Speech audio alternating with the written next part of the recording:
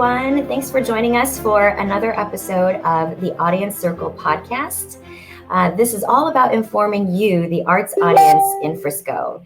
My name is Tammy Miner-Shagan, and I'm the chair of the Frisco Arts Foundation, also a very passionate arts advocate. So we're glad you're joining us today.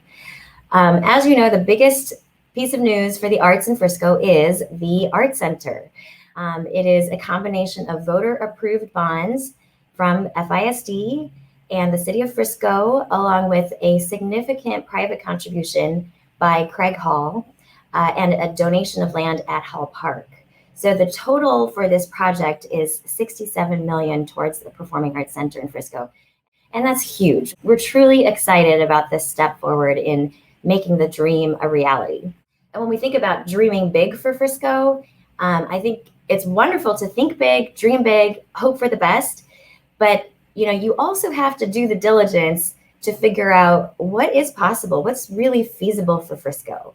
And that's exactly what we did. We wanted to get those answers, get the real data. We really wanted to know, okay, it's 2021 now, we're looking into 2022. And with this art center, what is really feasible, and have things changed? Can this art center actually solve the arts tourism problem that Frisco has? That the number one reason people leave Frisco is for arts and culture options. And a question of, can there be a real business plan for this art center so that we're generating revenue and supporting the students and the locals that are going to use this facility? So we needed to get those questions answered, and we're excited that we did get those questions answered by experts in the field through the theater projects. And we've got them on the podcast with us today, and you're going to get to meet them and hear from them. And we're talking a lot about both the market assessment and the feasibility study. So because there's a lot of information, we're actually dividing this up into two parts. And the first part one, will be about the market assessment, and part two will be about the feasibility study. So before we talk to our experts in the field, I want to tell you a little bit about the theater projects. Since 1967, the Theater Projects has worked on more than 1,500 projects in 80 countries, performing arts centers, concert halls, corporate auditoriums, museums, opera houses, including the Margot and Bill Winspear Opera House and the D. and Charles Wiley Theater at the AT&T Performing Arts Center in Dallas. The Theater Project speaks the languages of construction, design, planning, feasibility, budgeting, everything that affects the art and architecture and how artists and the audience will use the space. So we're so honored to have Jules Lauve and Justine Spingler from the Theater Projects joining us. And then we also have our independent research person, Alex Keene. So I'm going to tell you a little bit about Jules. I'm going to add him to our stream first. And hi, Jules. Hi. And you're calling in from where again? From Bridgeport, Connecticut. Okay, awesome. So Jules. But to be clear, I'm a fourth generation Galvestonian. Oh, okay, there you go. So you have an affinity for the Lone Star State. Indeed. He's got 40 years of experience in the entertainment industry, and his responsibilities include project management, theater design, performance equipment system design, advice on facility management, and was in Vegas where he produced, managed, and represented entertainment productions for numerous clients. I loved that you were also, part of the success of Siegfried and Roy. I'm sure there's lots of fun stories on that one. Oh, yeah. Yes. All right, we're going to add Justine. Hi, Justine. Oh, I got to move myself here. Good morning. And hi, Justine, where are you calling in from? I'm in New York City. Okay, so New York City. And the weather there today is? It's getting sunnier and getting a little bit warmer. It was quite chilly this morning. Yeah, it was a little chilly for us too, but I called chilly like 65. I'll take 65. So before joining the Theater Projects, Justine was the Director of Operations and Engagements at the Road Company, an independent theatrical booking agency where she worked with performing arts organizations across North America and over 50 national tours, including Wicked, Moulin Rouge the Musical, Ain't Too Proud, The Band's Visit, Kinky Boots. She's been the assistant box office manager for Theater Row's 6 off-Broadway theaters and has worked in several ticketing and front of house roles at Arts Emerson, Boston's leading presenter of contemporary world theater. So we're so excited to have you here with us. Thanks for having me. Of course. And now we're adding in Alex Keene. Hi, Alex. Hi. And you are calling in from where? I'm in Phoenix, Arizona. Okay, so thanks for getting up early for us. Alex is the of Keene Independent Research. He is the firm's chief operating officer and senior consultant. He has extensive experience in arts and education management, as well as safety analysis and training, risk, security, facility, and project management. Also served as adjunct faculty, instructing students on venue operations and production management. He's worked in Boston, Southern Maine, and Orlando, Florida, in various venues. That was a mouthful. So really appreciate all of you being here to discuss the arts, the Arts Center. Oh, you're going back to that, Justine. Automatic lighting. Oh yeah, you'll have to like wave your hands every once in a while. So in July, end of July into August, the Frisco Arts Foundation engaged the theater projects in this discussion about a market assessment and feasibility study to get an updated version. You know, let's see what was already done and is there new information?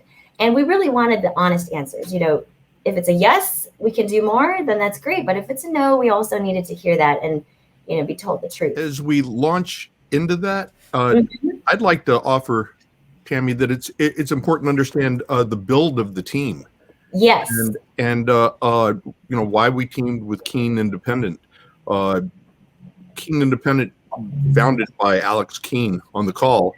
He and a lot of his team come from the theater. They have a theater background, art and entertainment background.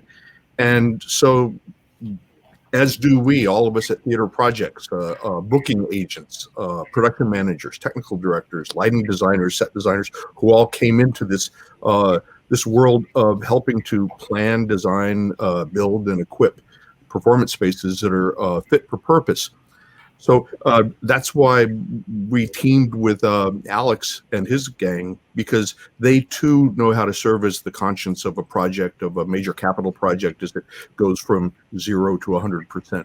And the team, we felt we were uniquely qualified to address this project. So yes, make sure that was understood by the viewers. Absolutely, and I think you're right. I mean, we want to make sure that we're engaging, first of all, the best of the industry so that we get the true answers. So thank you for this team that's here. So Alex, maybe you might want to answer this first question. You know, what is a market assessment? What goes into that? That's a great question. So you could do a market assessment for basically any product you're selling. In the case of this product, we're trying to create a vibrant arts and culture venue that has strong attendance and lots of engagement. So that's really, when I think about a market assessment, we're trying to find out, are there people that are interested in this, right? So in the case of this market assessment, we looked at, okay, who lives there? What are the demographic characteristics of the community? What's the population density? How far do people live away? What's the kind of spending trends for the community? And is arts and culture something that they like to spend a lot of money on and want to attend? And so that's something that you can go to a very small town and have some type of performing arts venue, and it might be well supported, but it's going to be a different size and different characteristics than a big city. And so certainly with this particular market assessment, the demographics and the population changes and we think about metropolitan statistical area, which is DFW Arlington is how the government says it, but obviously Frisco is a part of that. It's a rapidly growing community, and so it just creates so many sort of interesting factors that I think are in play here as we do a market assessment. So basically, we have a product we want to sell. We have a product that we want people to be interested in. Are there the people there that want to buy it, want to participate in it? And I know that's like maybe not the most arts and culture way to say it, but that's really what we're talking about with an art market assessment. Yes, no, that makes sense. And I mean, the product that we're trying to sell, I guess, essentially is that arts and culture product. Yep. And if you don't have the technical term butts and seats, I mean, it's just not going to be successful. So one of the things and I'll show this now here. Can you tell us a little bit more about this? Yep. So this is, we do drive time mapping to think about our primary, secondary, and tertiary marketplaces. It's really common sense, right? You think about who's going to be a strong supporter of a new performing arts center or a new gas station or whatever we're talking about in a market analysis. So your primary marketplace, the way I always describe it is who's going to come on a Tuesday, who's going to come after work, who's going to participate maybe when it's not, when traffic's a little bit worse and things are not quite as convenient. And in the case of Frisco, it's your primary marketplace is really, I think, the people that identify with Frisco, whether they live in Frisco or live in a surrounding community. Frisco is something that's in their lives. They're there a lot, and so that's a real key population for participation within performing arts centers. Your secondary marketplace, which is that 15 to 30 minute drive time. They're the folks that are going to come on the Fridays and Saturdays and Sundays. It's not too far for them. They may choose this over another venue if they're looking for to consume arts and culture, and so that's really your kind of primary and secondary, your really core bases of population. And then that tertiary marketplace, the way I always describe them is the once or twice a year people. So they might come for a big Broadway show. They might come for Nutcracker, but they also the one that is really interesting is they'll come for dance competitions and things for their kids. The people are willing to drive a little bit further when it comes to stuff for their families. So that tertiary marketplace, they're not there as often, but they are a key population. There's certainly some art to it as well as science, because we have to think about, okay, people in Frisco, are they willing to drive? And we know that that's true. If we did a market analysis for Manhattan, it may be different. And certainly, what type of transportation you're using and other things have factors as well. So that's how we do that work, and it really drives all of our demographic analysis to think about those primary, secondary, and tertiary marketplaces. That's great. So I do want to talk a little bit about this marketplace, the regional comparison. So you've got, which everybody knows because this is what we do. We leave Frisco and I go down to Music Hall, or we're going to Bass. So tell us a little bit more about this. This is probably the most important part of the work that we did for this study is, okay, let's look at the marketplace as a whole, not just Frisco. It's a unique community because you have major population centers all kind of smashed together in this giant metroplex. And so in the case you have Fort Worth, which has invested in the Bass Performance Hall, Dallas, which has the Music Hall and the AT&T Performing Arts Center. And then, you have this proposed Frisco Performing Arts Center. And we needed to figure out, okay, well, how do these markets overlap? And there is overlap. People are going to go where there's something they want to see, but people are also fickle and they want to go, and they might not want to drive, an hour to get to where they are, or more in traffic. So it's really important when you're doing a market analysis to think about who are your competing venues in the greater marketplace. And that's something that I think was particularly important for this assignment, which is you don't just have the drive time issues, but you also have the fact that people really identify with their local community. People in Fort Worth, they're from Fort Worth. People that are in Dallas, they're from Dallas. People that are from Frisco, they're from Frisco. And there's certainly some of that community identity as well. So I think that work is important, not only for kind of let's circle where people live, but also the AT&T Performing Arts Center is in downtown Dallas. It's not somewhere in between Dallas and Frisco, which is why we look at that. Right. And let me just say that that drive time too is increasing. As someone who lives in Frisco, and it's just going to get worse because we have more people coming to this area constantly. I just remember the drive times, even from the suburb of Chicago into Chicago, because that's where I'm originally from. It was so painful. Yeah. And people are looking for proximity and access to the arts, and that's just something that, would be amazing to have here. The theater inventory. So there's been lots of investment over the years for very good reason in downtown Dallas and in Fort Worth as well. So Frisco doesn't have a lot of similar inventory to what you might have in those two communities, but the population is similar, right? So there's kind of an expectation right now, and I think it's true. Is folks in Frisco, if they want to consume arts and culture, they're driving south or they're driving southwest. There's not a lot of inventory within the kind of Frisco community to meet the needs when it comes to arts and culture. So when we do a venue inventory, we look at anything that in the case of this study would be similar from a what kind of performance venues do you have, or what kind of seat counts do they have? We look at all of that to see what existing infrastructure is already there. And one of the things that I'm a big proponent of is don't build the same thing twice, right? Don't build, don't double up on what you already have. But in the case of Frisco, the proposed venue or some of the concepts of perhaps making it bigger, there's nothing like that in Frisco, and nothing like it anywhere nearby. Right. I mean, I think it's interesting that it's true.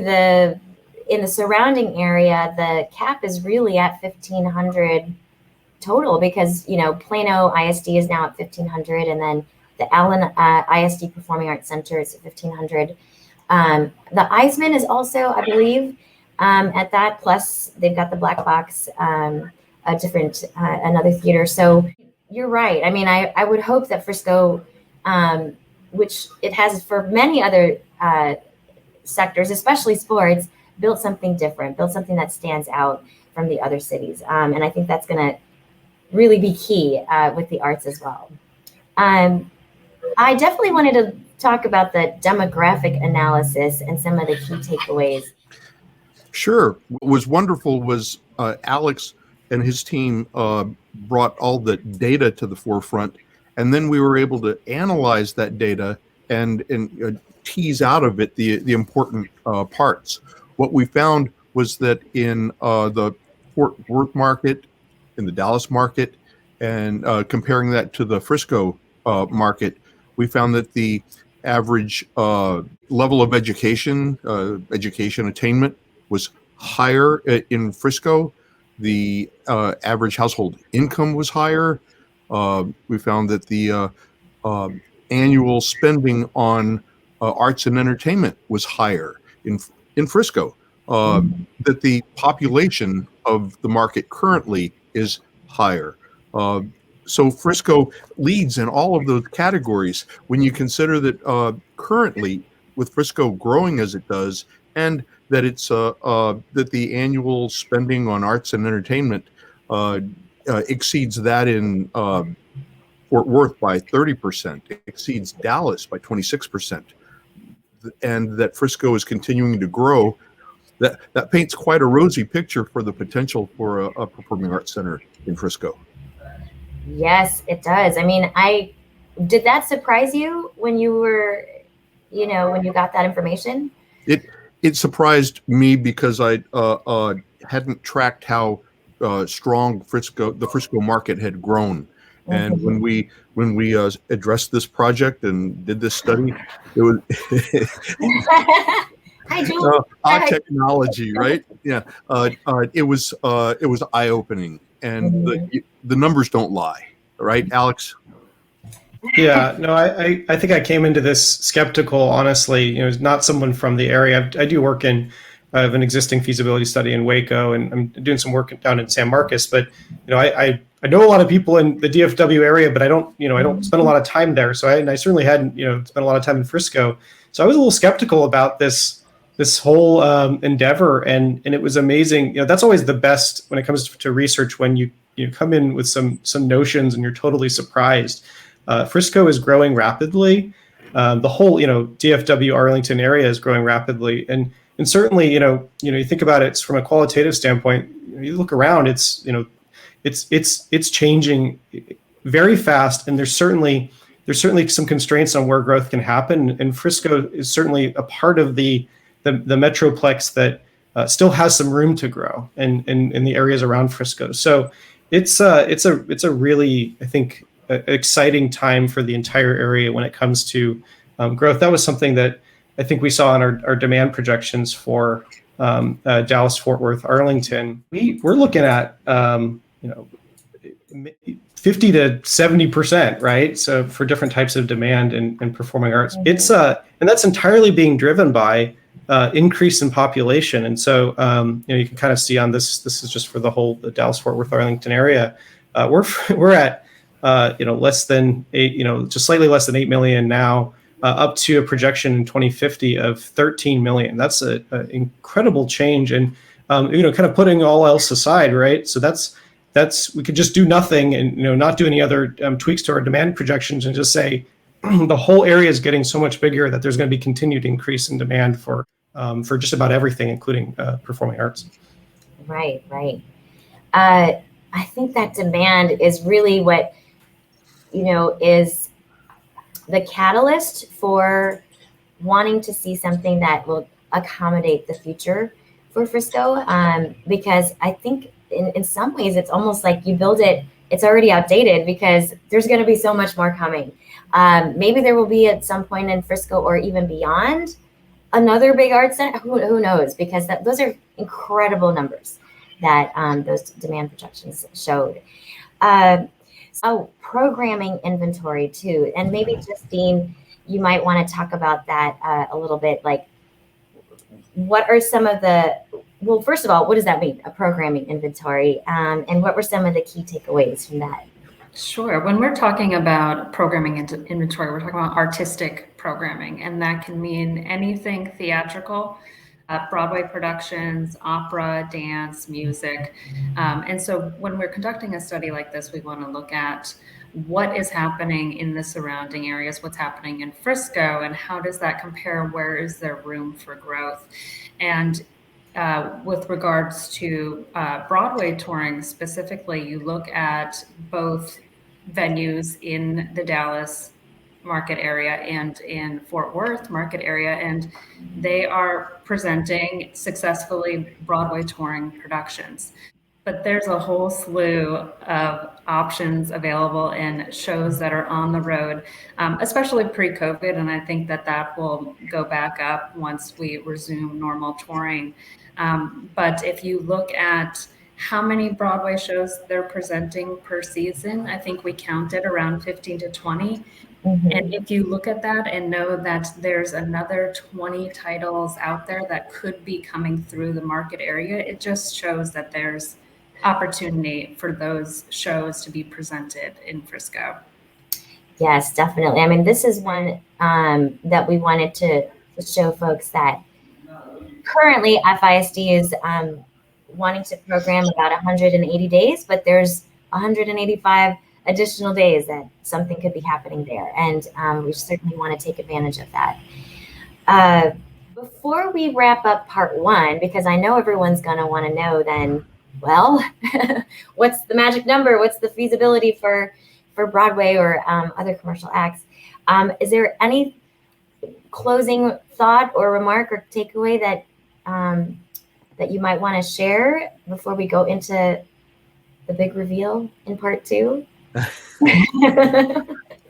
Well, I think Justine and Alex both hit on the fact that you touring Broadway to be successful requires sufficient seat count to be able to yield the revenue that's going to make the effort profitable for both the presenter, the owner of and operator of the facility, as well as the producer that's producing the show and putting it on the road. So we didn't go in with the concept of does this number of seats work or does this number of seats work. We went in with our eyes wide open saying, well, what's possible? And the caliber of shows that are coming through the nearby competing markets with a facility with the seat count, the size that they're presenting in, it's absolutely feasible in our estimation. Okay, well, hold that thought. We're going to break for part two so that people can have some time to digest this information. So wanted to thank the three of you for joining us. And for everyone, hold on. Part two is going to be coming, and we will talk about the feasibility portion of the study and what is truly possible according to the data for Frisco. So thanks for joining us, and we'll see you in a little bit.